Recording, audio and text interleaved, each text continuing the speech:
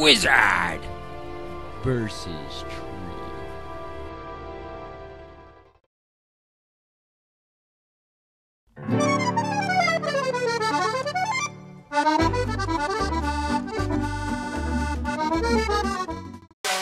I'm making French onion soup. Brian is. He's giving the comedy a break, a rest. Not really his forte, but cooking and being a foodie, knowing where all the good food is. That's definitely one of his strong points. Here we have 5 onions sweating away, and what I've never seen before is an electric skillet. And in 20 minutes, those will be ready, and we'll see in 20. So the onions are sweated down, and they're nice and caramelized now.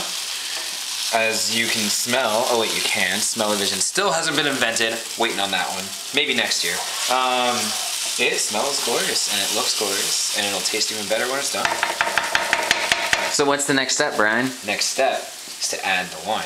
And that's gonna really bring out the flavors of the caramelized onions. And when cooking with wine, if you're not necessarily drinking it, no problem with getting a cheaper wine. We're not talking about boxed wine here, but yeah, cheaper because we're using it for cooking. Yes, that's about right. And after that, we add in the rest of the broth, the soup, and let that simmer for a while, soaking up the juices and the flavors, and from there we'll be almost ready to eat. This is Cooking with Brian Rubin. I'm your host, Corey Wazinski, and we'll see you in a little bit. Alright, so now we're adding all of the liquids to our onion soup since the wine has reduced down. The last thing I need is the apple cider. Here, I'm gonna shake well first, just for added flavor. So we had our first taste test. Little salty, but that's okay because it's gonna change. Everything else is gonna be added. Right now it's just a mixture of onions and wine and butter and kosher salt. But we're gonna add that basket of herbs right there. Right. And some juice, get all our liquids in there. That's apple cider. Apple cider. They said unfiltered is best. Can't find unfiltered in Southern California for some reason. Smells good. And now, what we do is just add that right on in there like that. Reduce the heat. And we'll just simmer it. And that looks heavenly. Just, if you wait around. French onion soup, everyone.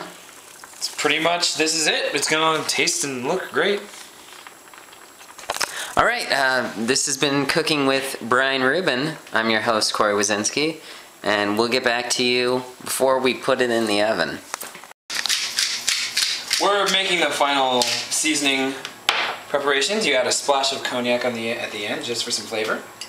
And we will now remove our bouquet garni.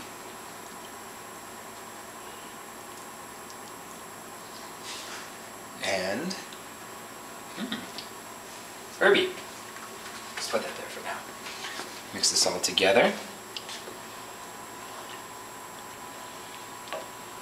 Oh, smell it, Corey. Come on. Just gotta take in those flavors. It smells heavenly.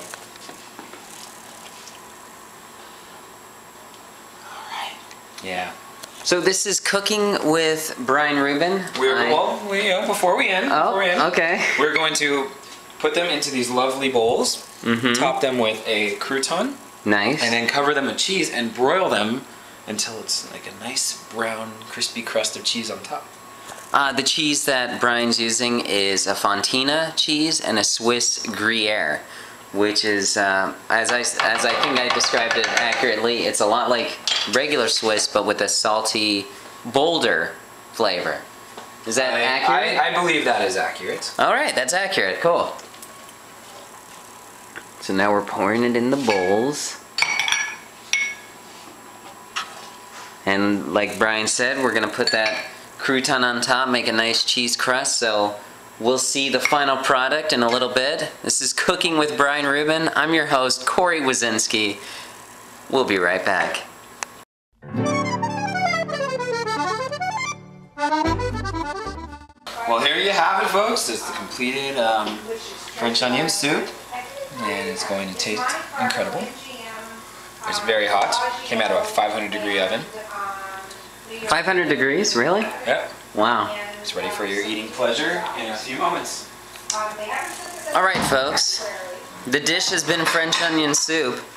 Brian has been the chef. I'm your host. This has been Cooking with Brian Rubin. It's time for dinner.